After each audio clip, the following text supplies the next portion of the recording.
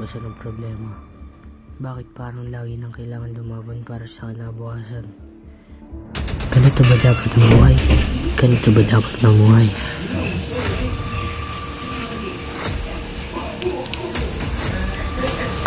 Anak, kaya muna yung kakainin natin ngayon. Wala na kasi ang pambili ngayon eh. Tumataas ako sa inflation muna sa mga pamilya.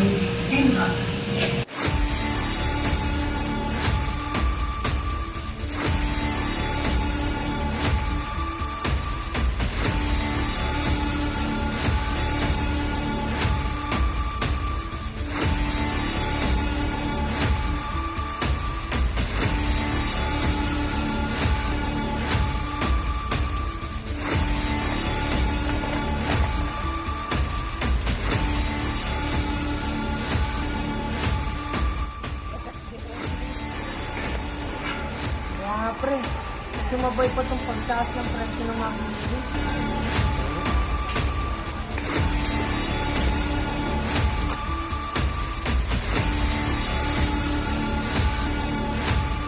Maraming salamat po, maraming salamat po.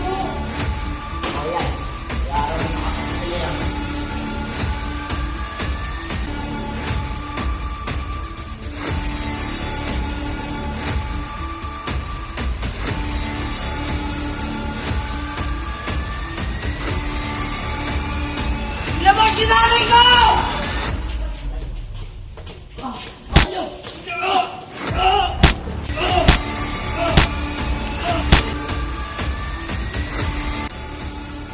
Ilabas si nanay ko! Nasaan yung nanay ko? Wala na nanay mo ha. Wala mo.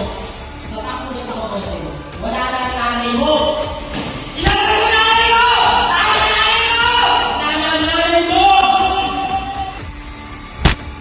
Nakakon sa inyo lahat, balita rito sa Pilipinas, ang walang katapusan, pagtaas ng presyo ng mga lupa.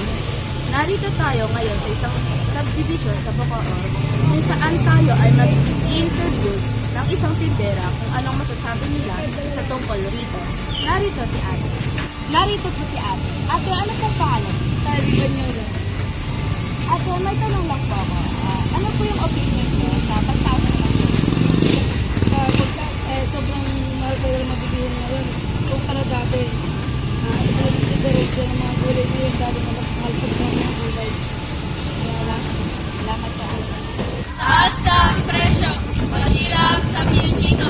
Mataas ng presyo, mahirap sa Pilipino. Si Mr. President!